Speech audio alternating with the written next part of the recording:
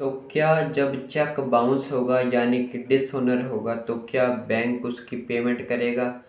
क्या बैंक आपको कुछ अमाउंट देगा कि आपका जो लॉस हुआ है ये अमाउंट आप लीजिए? तो क्या ऐसा होता है? यही जानेंगे आज की वीडियो में। So let's start today's video.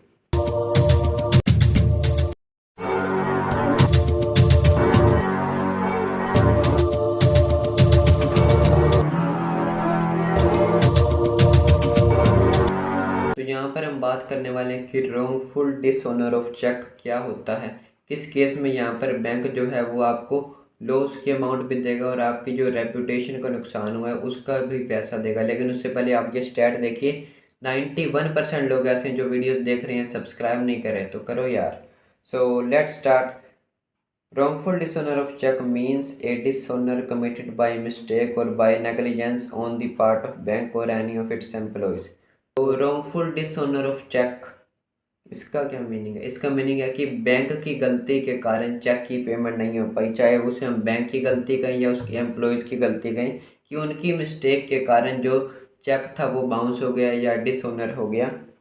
If a bank without any justification dishonor his customer's check, it makes bank liable to compensate the customer for injury to his credit। तो यहाँ पर अगर बैंक बिना किसी चीज़ की जस्टिफिकेशन के यूं ही कह दे या फिर किसी के चेक को यहाँ पर डिसऑनर कर दे, तो वहाँ पर बैंक इसकी जो बैंक होगा उसकी ड्यूटी बनेगी कि वो कंपनसेशन पे करे उस व्यक्ति को, उस कस्टमर को, जहाँ पर जिसका उसने चेक को डिसऑनर कर दिया है बाय मिस्टेक।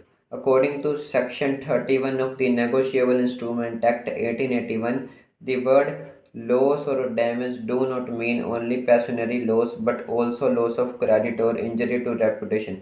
कि जो नेगोशिएबल इंस्ट्रूमेंट एक्ट 1881 है उसके अकॉर्डिंग जो ये वर्ड है लॉस या डैमेज, इसमें पैशनरी लॉस ही नहीं आता कि जो चेक बाउंस हुआ उससे जो बाउंस होने के कारण जो खर्चा हो गया थोड़ा, वो सिर्फ वही नहीं है। इस लॉस या डैमेज में वो भी चीज़ इंक्लूड है जो कस्टमर की रेपुटेशन को हुआ, यानी कि जो पेमेंट उसने मान लीजिए 5 तारीख को देनी थी वो नहीं हो पाई, इससे उसकी जो रेपुटेशन है मार्केट में उसे जो लॉस हुआ वो भी इसमें इंक्लूडेड होगा।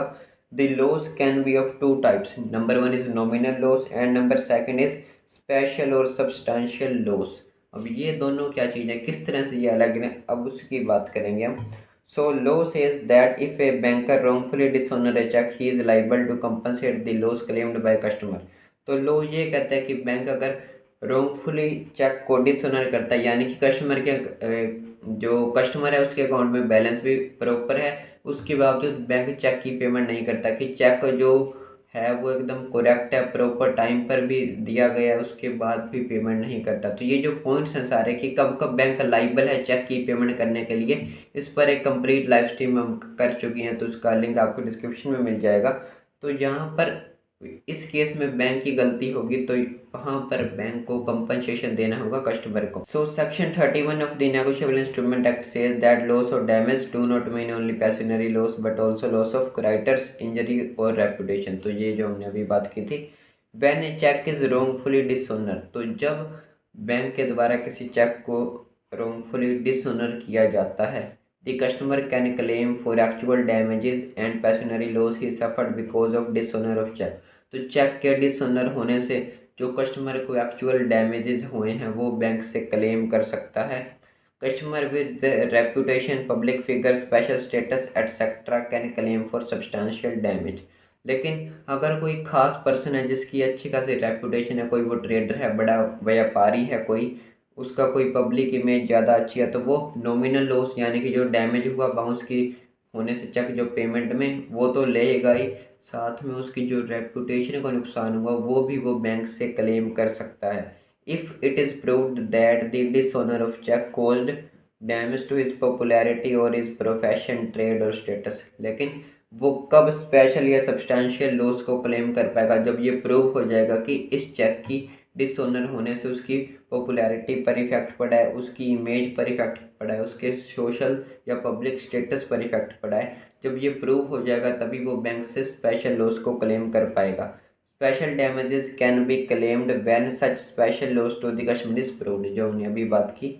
इन case the customer whose cheque is wrongfully dishonour is a non trader, for example कि कोई पर्सन है जिसका चेक डिसऑनर हो गया और वो कोई मतलब ऐसे बड़ा व्यापारी वगैरह नहीं है, नॉन ट्रेडर है, एक नॉर्मल पर्सन है, he can claim only nominal damages. वो सिर्फ नॉमिनल डैमेजेस ही क्लेम कर पाएगा unless the damages were alleged and proved as special damages. तो वो नॉमिनल डैमेज को ही क्लेम कर पाएगा, लेकिन अगर स्पेशल डैमेजेस प्रूव हो गए तो वो भी सब्सटेंशियल या स्पेशल जो लॉस हुआ उसे उसका भी क्लेम वो पा सकता है, चाहे वो नॉन ट्रेडर ही क्यों ना हो। The amount of damages will not depend upon the amount of dishonour check.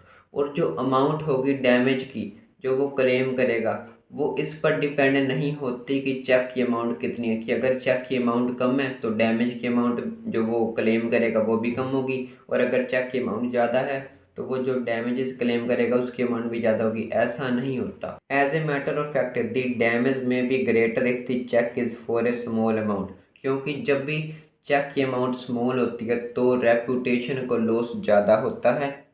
उसी तरह से जब चेक की अमाउंट ज़्यादा होती है तो इतना बड़ा लॉस नहीं होता।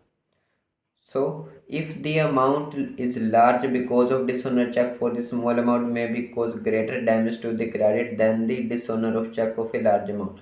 जब चेक की अमाउंट कम होगी तो रेपुटेशन को लॉस ज़्यादा होता है, लेकिन जब चेक की अमाउंट बड़ी होती है, लार्ज होती है, तब रेपुटेशन को इतना बड़ा लॉस नहीं होता।